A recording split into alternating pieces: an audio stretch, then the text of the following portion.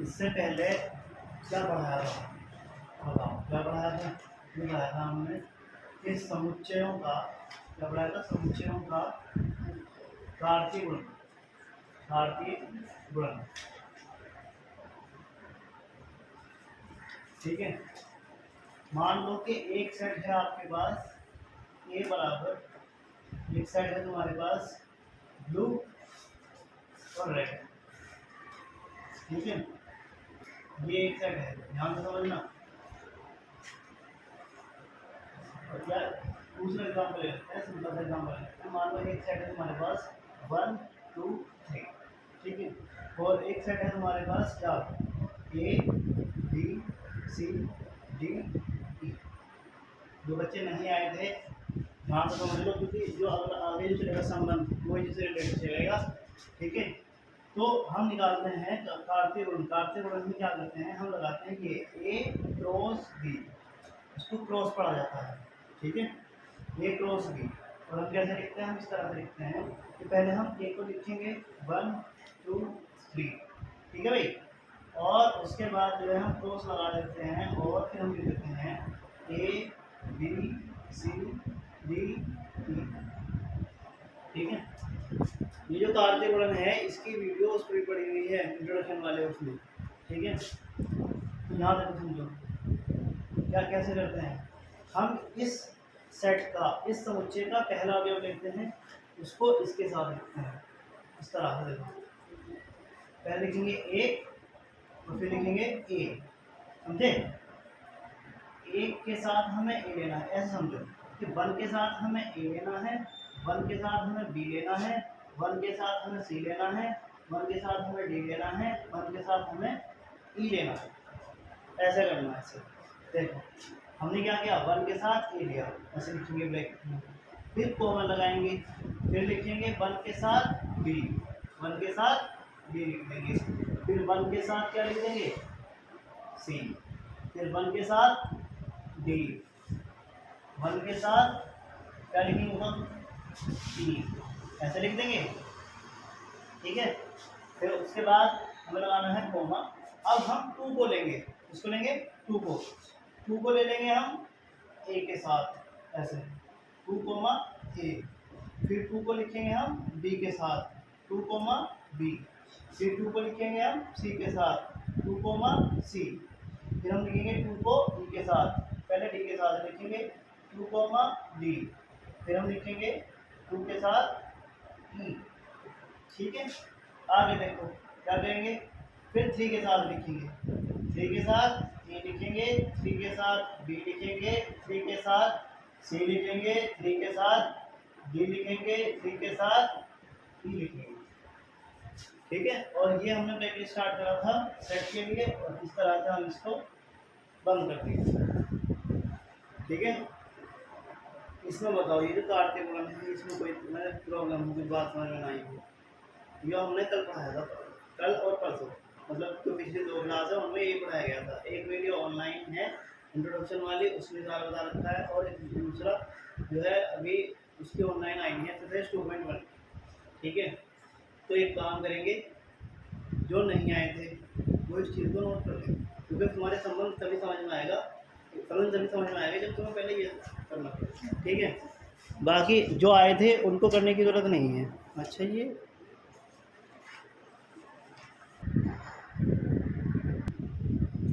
अब देखो बात करेंगे संबंध की। संबंध को इंग्लिश में बोलते हैं रिलेशन। ठीक है, अब मान लो आपके पास इस तरीके से है कि एक आपके पास सेट है जिसमें आपके ए बी और सी, ठीक है, ये आपके पास एक सेट है, और जो दूसरा सेट है, समुच्चय है, वो है आपके पास इस तरह से कि एक है आदिल, एक है आवेश और एक है चमन। ठीक है, अब अगर हम क्या करें, देखो अगर मैं फाइंड करूं ए क्रॉस बी, तो ए क्रॉस बी कैसा आएगा बताओ? एक रोज में कैसा आ जाएगा, कितने अवयव बनेंगे, इसमें कितने बनेंगे, इस कैसे बनेगा, डायरेक्ट लिख रहा हूँ ना, एक जैसे पहले लिखा था, एक पहले ए का वैल्यू लिखा था, फिर बी का वैल्यू लिखा था, इस बार ऐसा करके डायरेक्ट लिख रहा हूँ, है ना। तो बताइए कैसे बनेगा, ए के साथ पहले आधे ले लो, ए के साथ आधे, ठीक है, और कॉमा लगाएंगे, फिर ए के साथ ही भावेश,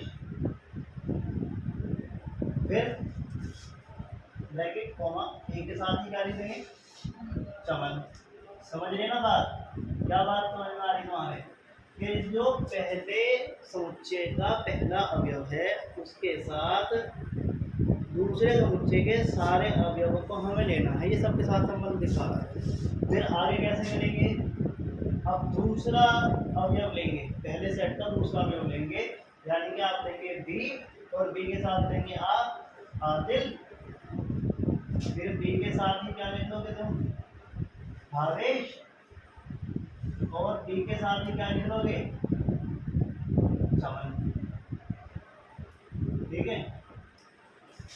और यहाँ पर फिर क्या होगा, फिर हम लेगा सी, सी के साथ क्या लिख दोगे, आदिल, और सी के साथ ही लिखोगे क्या, भावेश, सी के साथ भावेश आ गया, और फिर सी के साथ ही लिखोगे तुम चमन, ठीक है। लेकिन अगर अब आपको इस तरह से एक वर्डिंग लिख दी जाए कि आप संबंध कैसे लिखोगे, ये तो काटते गुणन है ना, ये एक रोज की जो है तुम्हारा काटते गुणन है, और तुमसे कह दी जाए संबंध आर बराबर इस तरह से है कि x, y such that x और y सच दैट ऐसे है कि x जो है वो नाम का प्रथम अक्षर है, नाम का प्रथम अक्षर है,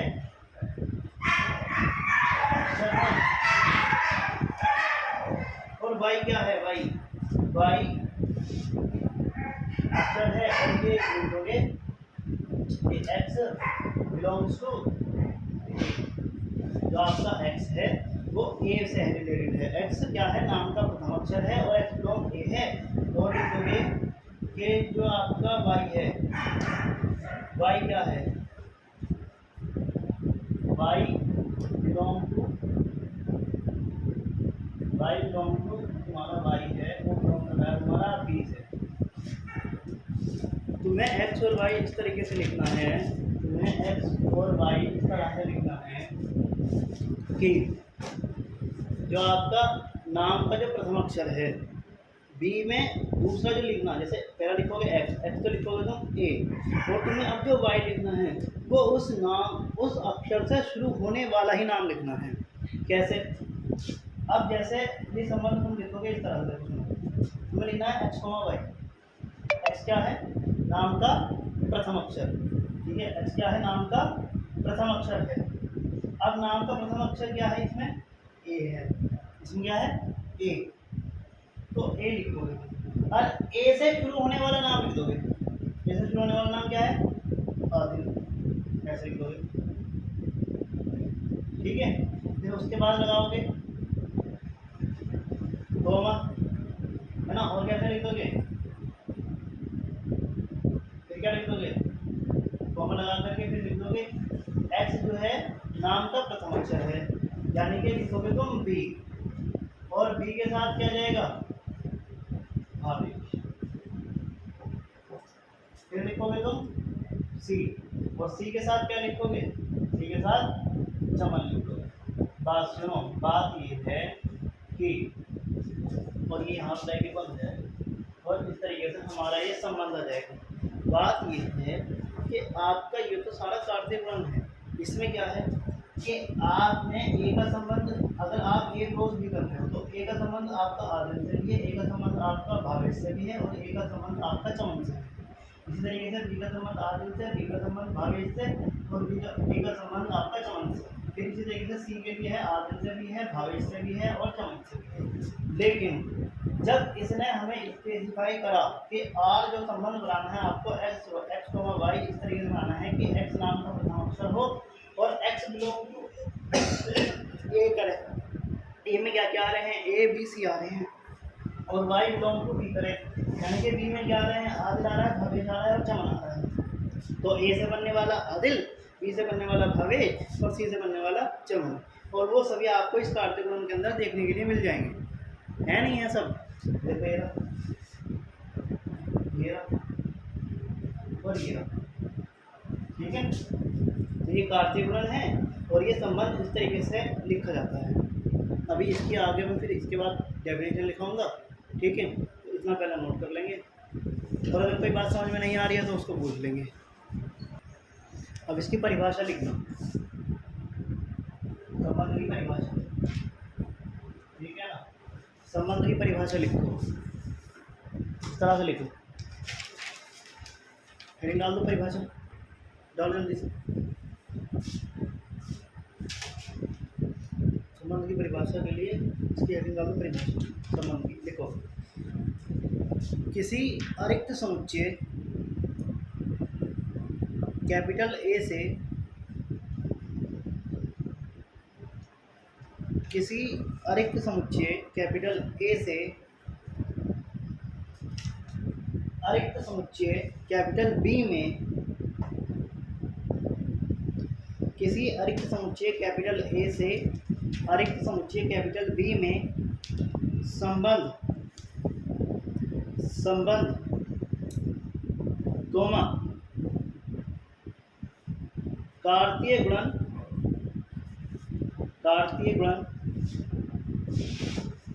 संबंध जो होता है, संबंध कार्तीय गुणन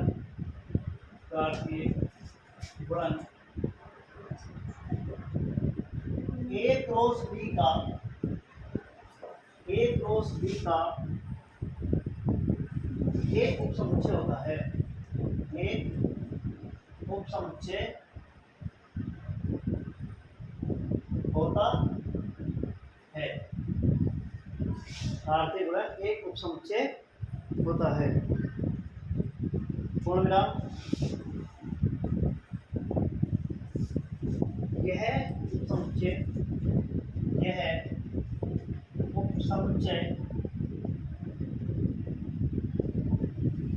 उपसमुच्चय ए क्रॉस बी के क्रमिक युग्मों के प्रथम तथा द्वितीय घटकों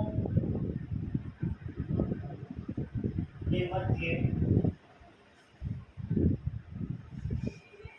मध्य संबंध स्थापित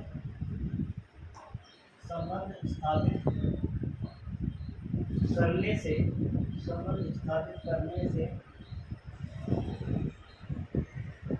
प्राप्त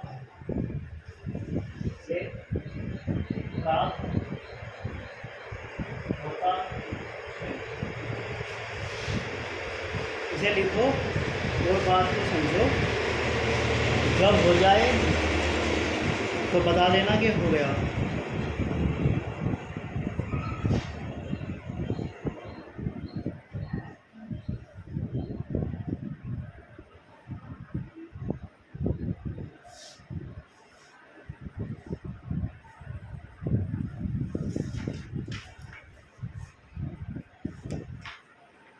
हो गया।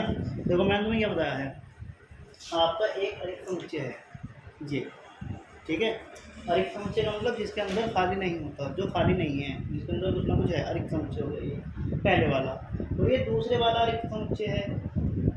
इनके बीच में जब हमने कार्तीय गुणन करा तो संबंध क्या है, इस कार्तीय गुणन का ही उपसमुच्चय होता है।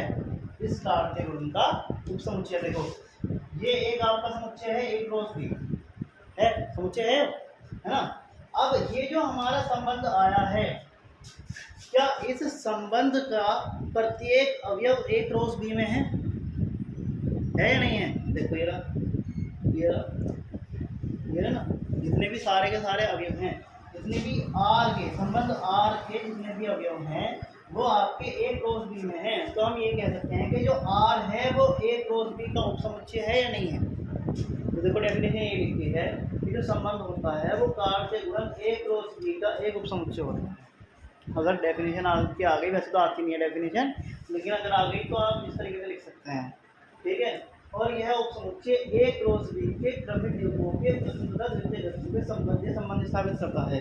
अब ये आपके क्रमिक युग्म बने हुए हैं, इनको बोलते हैं क्रमिक युग्म। ये तुम लिखते हो ना, ये ऐसे करके, ये पहले एक्स लिखते हो फिर वाई लिखते हो, इसको बोलते हैं क्रमिक युग्म, है ना। इसके प्रथम और द्वितीय घटकों के बीच में क्या है, वो संबंध स्थापित हो रहा है कि हम ये लिख रहे हैं कि जो x है वो नाम का प्रथम अक्षर है और जो y है वो समुच्चय बी में है और अक्षर ए से शुरू होने वाला, अक्षर से शुरू होने वाला नाम है ना। तो जैसे ए से आया हमारा आदिल, बी से आया हमारा भावेश, तो वो इसी के आधार पर तो लिखा हमने, ये जो हमारा संबंध इसमें शो करा था इसी के आधार पर हमने इसको लिखा है, ठीक है। तो ये क्या लिखा हुआ है, ए क्रॉस बी के क्रमिक युग्मों के प्रथम तथा द्वितीय घटकों के मध्य संबंध स्थापित करने से प्राप्त होता है, ठीक है। अब बात समझना, अब हम बात करेंगे प्रतिबिंब की और पूर्व प्रतिबिंब की। तो एक बात समझो, देखो एक बात समझो, एक बात ये समझो कि किसी भी संबंध के जो तुम्हारे द्वितीय घटक होते हैं, किसी भी संबंध के जो द्वितीय घटक हैं, ये तो यहाँ से रख करके यहाँ पे, किसी भी संबंध के जो तुम्हारे द्वितीय घटक, एक्चुअली मैं इसको एक इस तरीके से लिख देता हूँ संबंध शो करने के लिए। देखो एक मेथड होता है इसके अंदर, तीर आरेख मेथड, तीर आरेख मेथड बोलते हैं उसको। आपके पास एक सेट है ए में क्या है, ए है, बी है और सी है। ए में क्या है, ए है, बी है और सी है। और बी में क्या है आपका, बी में है आपका कैपिटल बी में क्या है आपके, आदिल है, संबंध की बात करेंगे, आदिल है, भावेश है और चमन, ठीक है, ये ध्यान रखिएगा आप। अब एक बात सुनो, जो आपके इस संबंध के प्रथम घटक हैं, प्रथम घटक ये तो है ए बी और सी, जो प्रथम घटक ये द्वितीय घटक, ये प्रथम घटक ये द्वितीय घटक, ये प्रथम घटक ये द्वितीय घटक, ऐसी तो है। तो आपके किसी जो आपके संबंध है उसके जो द्वितीय घटक हैं, ये जो द्वितीय घटक हैं इनको आप कहते हैं प्रथम घटकों का प्रतिबिंब। क्या कहते हैं, प्रथम घटक का प्रतिबिंब, ठीक है। और जो आपके प्रथम घटक होते हैं उनको बोलते हो आप द्वितीय घटक का पूर्व प्रतिबिंब। क्या कहते हो, पूर्व प्रतिबिंब। अब सुनो मेरी बात, आप ये देख रहे हो कि ए का संबंध आदिल से है, ए का संबंध किससे है, आदिल से। बी का संबंध किससे है, भावेश से, ऐसे एरो लगा देंगे। सी का संबंध किससे है, चमन से है। तो ये बात सुनो, ए का प्रतिबिंब आदिल है, बी का प्रतिबिंब भावेश है, सी का प्रतिबिंब चमन है। और अगर मैं आपसे पूछने लग जाऊं पूर्व प्रतिबिंब, तो पूर्व प्रतिबिंब कैसा होगा कि आदिल का पूर्व प्रतिबिंब ए, इधर की जो प्रथम लिख के जाएंगे, पहले सेट में लिख के जाएंगे प्रथम घटक जितने भी हैं वो आपके पूर्व प्रतिबिंब कहलाएंगे, और जो आपके द्वितीय घटक है सारे के सारे वो क्या कहलाएंगे, प्रतिबिंब कहलाएंगे। तो मैं आपसे कहूँ कि ए का प्रतिबिंब क्या है, आदिल, बी का प्रतिबिंब क्या है, भावेश, और सी का प्रतिबिंब क्या है, चमन है। इसी तरीके से अगर पूर्व प्रतिबिंब के बारे में पूछने लगे, आपसे कह दिया कि भावेश का पूर्व प्रतिबिंब बताओ, तो क्या बताओगे, भावेश का पूर्व प्रतिबिंब बी बताओगे, चमन का पूर्व प्रतिबिंब सी बताओगे। इसी तरीके से आदिल का प्रतिबिंब पूर्व प्रतिबिंब, आदिल का पूर्व प्रतिबिंब ए बताओगे। लेकिन आपको ये ध्यान करना है कि जितने भी प्रथम घटक के हैं वे तो सारे के सारे पूर्व प्रतिबिंब कहलाएंगे, और जो द्वितीय घटक के हैं वे प्रतिबिंब कहलाएंगे। इंग्लिश में इसको बोलते हैं इमेज, और इसको बोलते हैं प्री इमेज, इसको बोलते हैं प्री इमेज, ठीक है। इमेज और प्री इमेज, प्रतिबिंब और पूर्व प्रतिबिंब, ये बात ध्यान रहेगी, ठीक है। तो आप सबसे पहले इसकी डेफिनेशन लिख लो प्रतिबिंब की और पूर्व प्रतिबिंब की, फिर उसके बाद आप इतना नोट कर लेंगे, है ना, ये बात आप नोट कर कर देंगे। डेफिनेशन लिखो, लिखो ऐसी बिना बिना कुछ डाले अगली लाइन में लिखो। द्वितीय घटक लिखो, द्वितीय घटक, द्वितीय घटक, द्वितीय घटक कोमा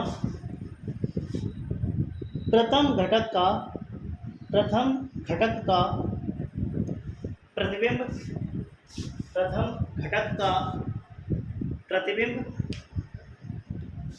प्रथम घटक का प्रतिबिंब, ब्रैकेट में लिख देंगे इमेज, IMAGE, इमेज, प्रथम घटक का प्रतिबिंब इमेज, ब्रैकेट बंद कर देंगे, कहलाता है, कहलाता है।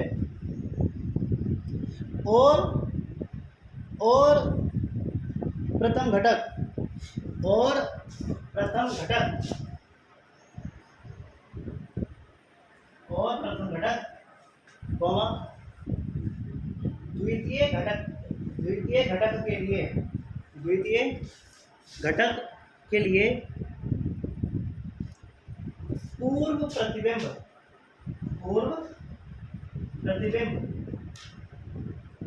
प्री इमेज, ब्रैकेट में लिखेंगे प्री इमेज कहलाता है, प्री इमेज कहलाता है, प्री इमेज कहलाता है। ठीक है, अब आप एक काम कर लेंगे, अब आप इसको नोट कर लेंगे, ये जो आपका फिगर है इसको पूरे को नोट कर लेंगे आप। ठीक है, अगला हेडिंग डाल दो प्रांत, डाल दो प्रांत, प्रांत डाल देंगे। प्रांत को इंग्लिश में बोलते हैं डोमेन, डोमेन, ठीक है, डोमेन बोलते हैं, डोमेन, प्रांत को इंग्लिश में बोलते हैं डोमेन। इसकी परिभाषा लिखो, संबंध आर के, संबंध आर के प्रथम घटकों का समुच्चय, प्रथम घटकों का समुच्चय,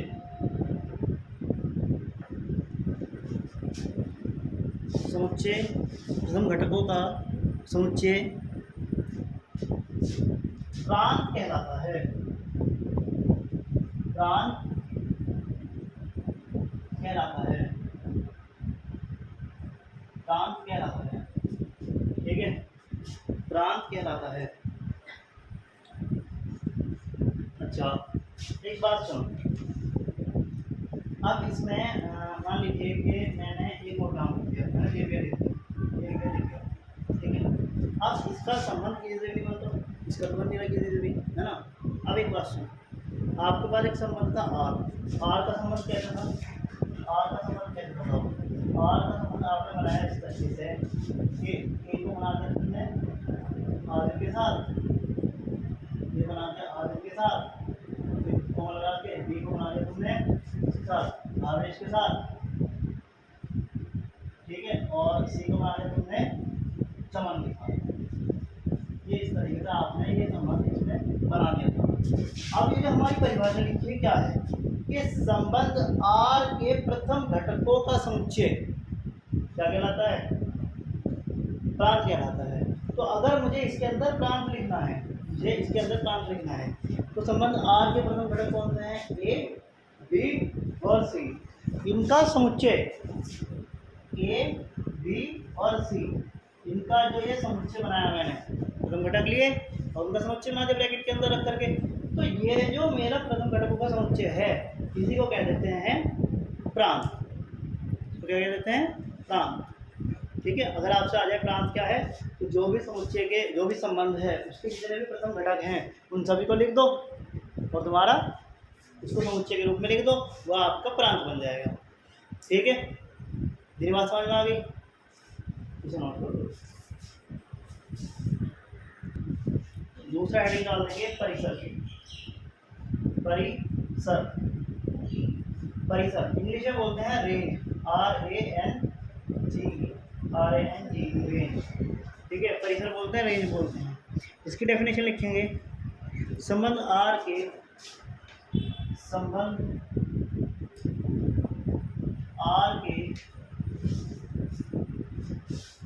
द्वितीय घटकों के समुच्चय को, संबंध आर के द्वितीय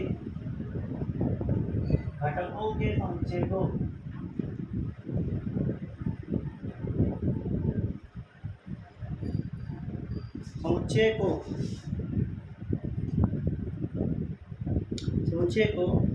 परिसर कहते हैं। परिसर कहते हैं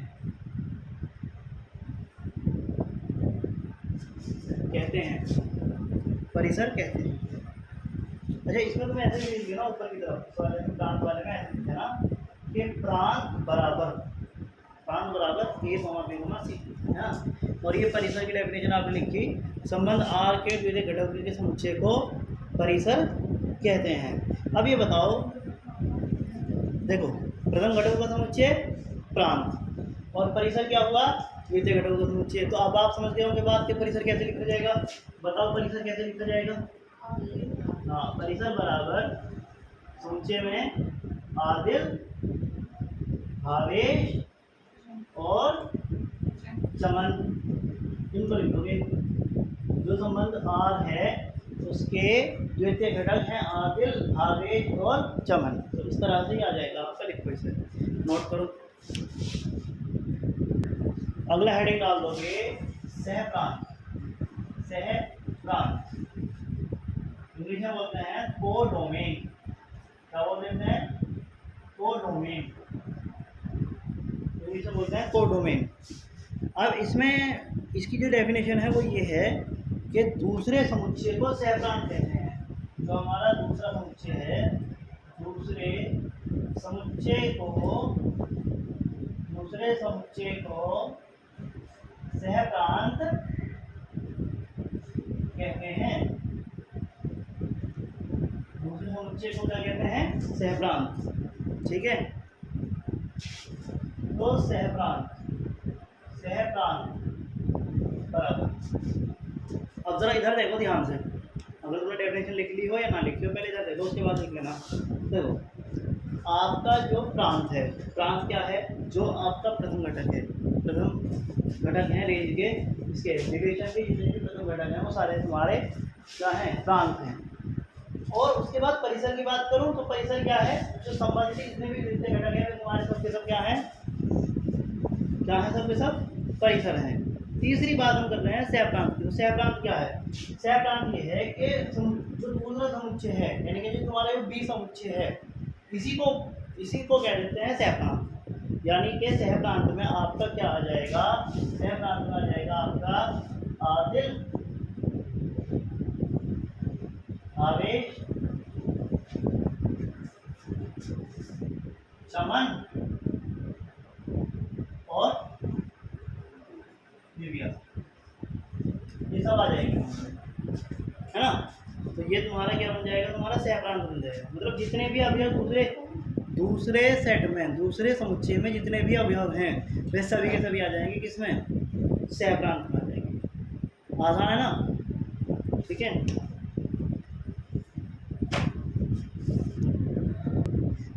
कि ये ध्यान करना है आपको कि जो आपके घटक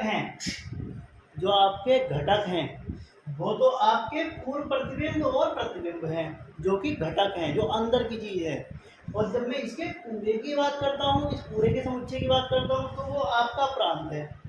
ठीक है, इस पूरे के समुच्चय की बात करता हूँ, पूरे समुच्चय की बात करता हूँ, तो वो आपका सहप्रांत है।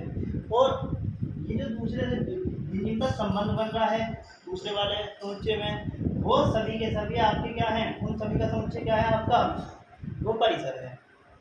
तो घटक का ये ध्यान कर, घटक तो हैं आपके इमेज और प्री इमेज, प्रतिबिंब और पूर्व प्रतिबिंब।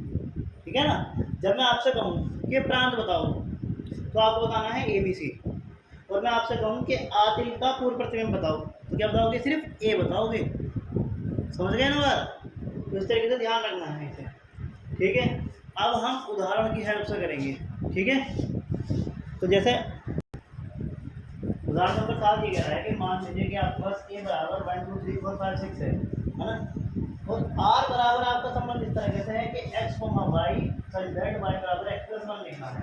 और आपका एक बात और सुनिए ध्यान से, इसके अंदर जो आपका x है या y है वो आपका 1 2 3 4 5 6 ऐसा रहेगा, ठीक है। a का a से संबंध है, a का किससे संबंध है, a से। अब ये बात सुनो, a का a से संबंध है मतलब आपका इधर भी a रहेगा और आपका इधर भी a रहेगा, ठीक है। अब एक छोटी सी बात समझना, इसने जो हमें ये दे रखा है, ये जो हमें दे रखा है, ये दे रखा है हमें y बराबर x प्लस 1, y बराबर x प्लस 1, ये लिखा y बराबर x प्लस 1। अब अगर मैं x का मान 1 रखूँगा, x का मान अगर 1 रखेंगे तो y बराबर क्या आ जाएगा, 1 प्लस 1 यानी कि 2 आ जाएगा y बराबर। अगर हम x का मान 2 रख देंगे तो क्या आ जाएगा, 2 प्लस 1 बराबर 3, y का मान 3 आ जाएगा। अगर हम अगर हम x का मान 3 रखेंगे तो बताओ क्या आ जाएगा, भाई y x प्लस 1 है ना, भाई y का मान हमने x का मान हमने 3 रखा तो प्लस 1 कितना आ गया, 4। इसी तरीके से हम रख देंगे y बराबर 4 प्लस 1 यानी कि 5 आ जाएगा, और y बराबर 5 प्लस 1 कितना आ जाएगा, 6, और y बराबर 6 प्लस 1 कितना आ जाएगा, 7 आ जाएगा, है ना। कितना आ जाएगा, 7। अब ये बात सुनो, a का a से संबंध है, लेकिन क्या बात है, a का a से संबंध है तो यहाँ पर तुमने लिखा a, यहाँ पर तुमने लिखा a, यहाँ पर a के सारे अवयव लिख दो, 1 2 3 4 5 6। यहाँ लिखा है इस संबंध को पीर आरेख द्वारा समझाइए। क्या लिखा हुआ है, इस संबंध को पीर आरेख द्वारा समझाइए। a में क्या है, 1 2 3 4 5 6 है, और इधर भी a में क्या है, 1 2 3 4 5 6, ठीक है। बात को ध्यान से समझना, अगर x बराबर 1 है, जब x बराबर 1 है, ये x का मान ले जा रहे हैं, जब x का मान 1 है तो y का मान कितना आया है, 2। आप जब संबंध लिखते हो तो आप पहले लिखते हो x का मान, फिर लिखते हो y का मान, है ना। जब x का मान 1 है तो y का मान कितना है, 2, यानी कि 1 का 2 से संबंध है। इसका संबंध किससे है, 2 से। जब x का मान 2 है तो y का मान कितना है, y का मान कितना है, 3। ये लो जी, एरो बनाओ, ठीक है। जब आपका x का मान 3 है तो y का मान कितना है, 4 है। जब x का मान कितना है, 4 है तो y का मान कितना है, 5। जब x का मान 5 है तो y का मान कितना है, 6। अब एक बात सुनो, यहाँ पर ये हुआ कि आपका जो संबंध आया है वो x y वो सच दैट इस तरीके से आया है कि x का मान 1 y का मान 2, ऐसा आएगा, ऐसे तो आएगा, x का मान 1 y का मान 2, फिर तो x का मान 2 y का मान 3, फिर x का मान 3 रखोगे इधर तो इधर किससे मिल रहा है, ये 4 से, 3 4। फिर क्या है, x का मान 4 है, y का मान 5 है, तो 4 5 आ गया, फिर 5 6 आ जाएगा, इस तरह से आ जाएगा ना, इस तरह से आ जाएगा। ये आपका ये संबंध है, ठीक है। तो इस संबंध को हमने किससे शो करना था, तीर आरेख द्वारा हमने इस संबंध को शो कर दिया, ये हमारा संबंध ऐसा आ गया। अब इतना कर लेने के बाद ये संबंध तो आ गया आपका, ठीक है, ये दिखा दिया आपने। अब आगे सुनो, अब तुम्हारा ये तो हो गया फर्स्ट पार्ट, इसने फर्स्ट सोल्व कर दिया। सेकंड में क्या कह रहा है कि आर के प्रांत सह प्रांत का परिसर लिखिए। अब इस बात को भी समझना ध्यान से, इस बात को आपको ध्यान से समझना है, ठीक है। क्या बात समझ में आएगी, ये समझ में आएगी कि जो सेकंड पार्ट है, जो आपका सेकंड पार्ट है, इसके अंदर बताओ प्रांत क्या होगा, हाँ प्रांत क्या होगा, प्रांत जो होगा आपका संबंध आर के प्रथम घटकों का समुच्चय। संबंध आर कहाँ है? ये रहा संबंध आर। इसके प्रथम घटक कौन कौन से हैं? 1 2 3 4 5। प्रथम घटकों का समुच्चय। संबंध आर के प्रथम घटकों का समुच्चय 1 2 3 4 5। मतलब प्रांत आया आपका 1 2 3 4 5 प्रथम घटकों का समुच्चय। संबंध आर के प्रथम घटकों का समुच्चय। फिर उसके बाद पूछा इसने सहप्रांत। तो बताओ सहप्रांत क्या बताया था? सहप्रांत बताया था मैंने द्वितीय घटक, सॉरी द्वितीय घटक क्या रहा हूं मैं? दूसरे समुच्चय को ही कहते हैं हम। दूसरे समुच्चय को ही हम क्या कह देते हैं? सहप्रांत कह देते हैं। तो दूसरा समुच्चय हमारा 1 2 3 4 5 6। संबंध बन रहा हो या ना बन रहा हो, दूसरे समुच्चय को, पूरे समुच्चय को हम सहप्रांत कह देते हैं। तो हमारा ये आ गया, कितना आ गया? 1 2 3 4 5 6 सारा आ गया। और इसके बाद आपका निकालना है आपको परिसर। परिसर क्या बताया है? परिसर ये बताया है कि संबंध आर के द्वितीय घटकों का समुच्चय। द्वितीय घटक कौन कौन से हैं? 2 3 4 5 6। बात समझ में आई? 2 है, 3 है, 4 है, 5 है, 6 है। तो आ जाएगा तुम्हारा, क्या आ जाएगा? 2 3 4 5 6। ठीक है, कोई भी डिफिकल्टी नहीं है, आसान सा है। ठीक है, इसको नोट कर लेंगे आप।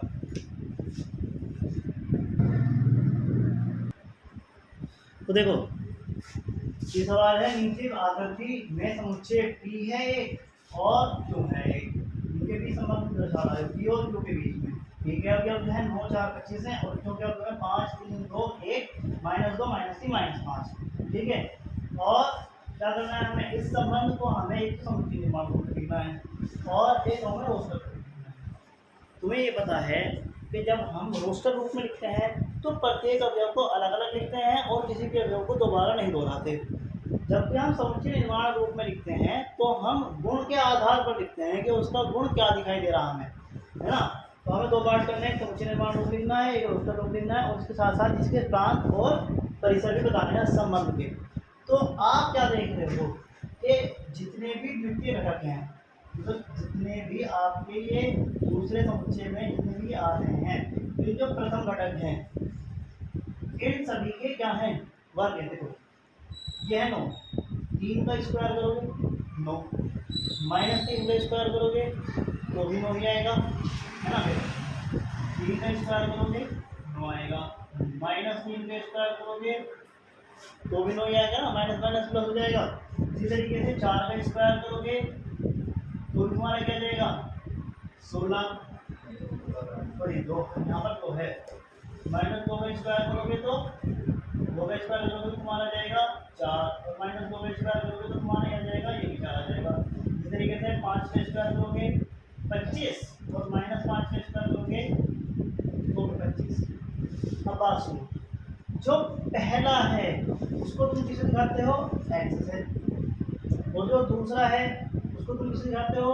y से। जब संबंध लिखते हो r बराबर x, y, तो ये जो x है ये वर्ग हो रहे हैं किसके? y के। तो अगर y है 5 तो 5 का स्क्वायर क्या हो गया? 25, यानी कि जो y, जो आपका x है, जो आपका x है वो y का वर्ग है या नहीं है? बताओ, ऐसा है या नहीं है? भाई y के मान है आपके 3 -3 2 -2 5 -5 और उनका वर्ग ये आपके सारे के सारे x के मान हैं। तो जितने भी y हैं उन सभी का वर्ग क्या आ रहा है? x आ रहा है। और हमने इस संबंध को किस रूप में लिख दिया? समुच्चय निर्माण रूप में लिख दिया, है ना आसान। ये हमें किसमें लिखना था? समुच्चय निर्माण रूप में लिखना था। और अब हम इसको कैसे लिखेंगे? रोस्टर रूप में लिखेंगे। अब रोस्टर रूप में किस तरीके से लिखा जाएगा ये समझ लो। फर्स्ट पार्ट तो ये हो गया और सेकंड पार्ट तो समझो किस तरीके से होगा। ये r बराबर, तुम्हें पहले तो लिखना है वर्ग, ठीक है, फिर तुम्हें लिखना है ये अवयव इसके। देखो ऐसे लिखोगे भाई, तुमने लिखा 9, x का मान तुम लिख दोगे 3, है ना, y का मान। फिर तुम्हारा जो 9 आ रहा है वर्ग है वो किसका, -3 का, ये भी तो है ना भाई, -3 का स्क्वायर करो प्लस के 3 का स्क्वायर करो, आएगा तो 9।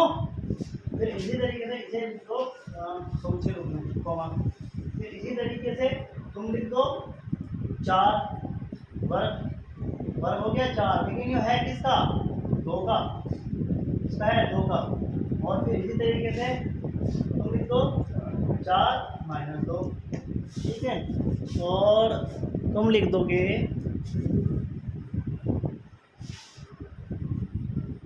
5 का 25 है, इसका है 5 का भी है और 25 इसका भी है, -5 का भी है। तो ये तुम्हारा इस रूप में लिख गया, किस रूप में आ गया तुम्हारा, रोस्टर रूप में, रोस्टर रूप में आ गया तुम्हारा। और मैं एक बात बता दूँ, तुम प्रांत के परिसर, अगर तुम्हारे पास ये चित्र नहीं बना हुआ है तो तुम जो तुम्हारा ये प्रांत है या परिसर है तुम नहीं लिख सकते उसमें, इसमें समुच्चय निर्माण रूप से देख करके प्रांत के बारे में नहीं बता सकते तुम। पहले मुझे इतनी बात बताओ कि तुम्हें ये जो मैंने लिखा है समुच्चय निर्माण रूप में, जो संबंध तुम्हारे समझ में आ गया या नहीं आ गया। ये आपका चित्र बना हुआ था, इसमें संबंध दिखा रखा था कि 9 का संबंध आपका 5 से 3 से भी है और 9 का संबंध आपका -3 से भी है। तो हमने 9 का संबंध 3 से और -3 से दोनों से तो दिखाया है ना। और फिर 4 का, ये जो 4 है, 4 का संबंध आपका 2 से भी है, -2 से भी है, तो 4 का संबंध 2 से भी दिखाया, -2 से भी दिखाया। फिर 25 का संबंध हमने 5 से भी दिखाया, -5 से भी दिखाया, ठीक है। लेकिन क्या संबंध है, ये जो द्वितीय घटक है, जो प्रथम घटक है वो द्वितीय घटक का वर्ग है, तो हमने लिख दिया x y का वर्ग है। अब इसे लिखो प्रांत के रूप में। प्रांत लिखोगे, इसका प्रांत क्या है, तो प्रांत को क्या बताओगे तुम, प्रथम घटकों का समुच्चय 9 4 25, क्योंकि तुम्हें बता कि किसी को भी तुम दोबारा रिपीट नहीं करते, रोस्टर रूप में लिख के टाइम किसी को भी दोबारा रिपीट नहीं करते। अच्छा, और तुम लिखोगे परिसर, परिसर बताओ क्या लिखोगे, द्वितीय घटकों का समुच्चय 3 -3 2 -2 5 और -5, ये तुम्हारा परिसर आ गया। अगर ये कहता उसको, किसको, सहप्रांत को, तो सहप्रांत में फिर ये भी आ जाता, 1 भी आ जाता, इसका संबंध नहीं बन रहा है ना, वो इस तरह से करेंगे। नोट करिए,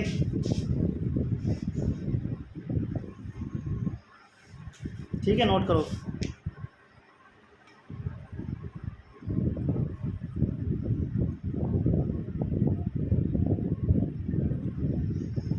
इस तरह से करना है।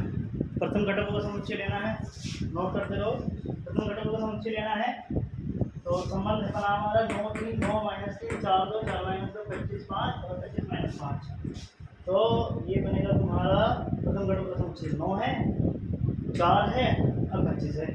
और परिसर में आ जाएगा तुम्हारा द्वितीय घटकों का समुच्चय, तो 3 है, -3 है, 2 है, -2 है, 5 है, -5, उस तरीके से आएगा ये, ठीक है। समुच्चय निर्माण रूप है, इसमें एक बात ये रहेगी, जैसे r बराबर x, y है, तो आपको ये बताना पड़ेगा, थोड़ा सा और थोड़ा सा लिखना पड़ेगा कि जहाँ आपका x तो कहाँ से है, x किसमें से आ रहा है, x आ रहा है आपका p में से, इधर देखोगे x जो आ रहा है वो आपको कहाँ से आ रहा है, p में से, x आपका p में से आ रहा है। और जो आपका y आ रहा है, y कहाँ से निकल के आ रहा है, आपका q में से निकल के आ रहा है। तो आप देखोगे x बिलोंग्स टू p और y बिलोंग टू q, ये भी आप लिखोगे, ठीक है। इसे भी लिख दो, थोड़ा सा रह गया था बताने के लिए। आप अगला हेडिंग, संबंधों की संख्या, कितने संबंध बने, तो इसको लिखो ऐसे, यदि समुच्चय ए में अवयवों की संख्या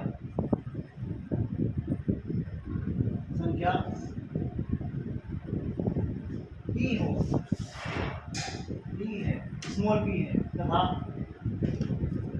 समुच्चय B में समुच्चय डी में अवयवों की संख्या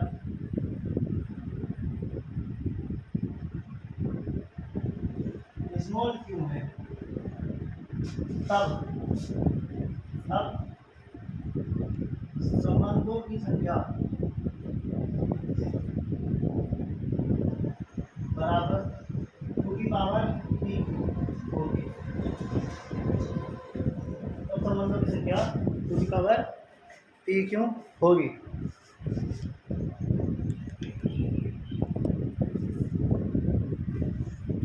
एग्जाम्पल नंबर 9, उदाहरण नंबर 9।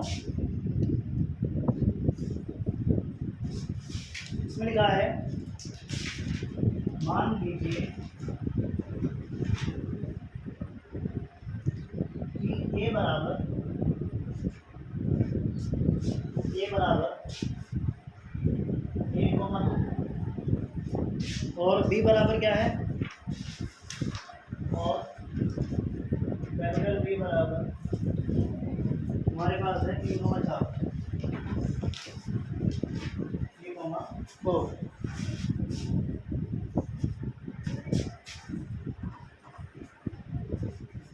3,4, ठीक है। तो इसमें ए से बी में संबंधों की संख्या ज्ञात करो। ए से बी में संबंधों की संख्या ज्ञात करो। संख्या ज्ञात करो, ठीक है। क्या है सवाल, ए से बी में संबंधों की संख्या ज्ञात करो। तो इसे कैसे करेंगे, इसे मुझे बताओ। ए में कितना अवयव, 2 है। ए में कितना अवयव है, 2, यानी कि p का मान हो गया 2। ए में कितना अवयव है, 2, p का मान हो गया 2। और b में कितना अवयव है, 2, तो इसका कितना हो गया, 2, है ना। तो अब ये समझो, संबंधों की संख्या का सूत्र लगा दोगे आप संबंधों की संख्या संबंधों की संख्या का सूत्र है 2 की पावर b। ये बात समझ में चलना, दिया जाएगा 2 की पावर 2 गुणा 2, p का मान भी 2, q का मान भी 2, 2 गुणा 2 आ गया।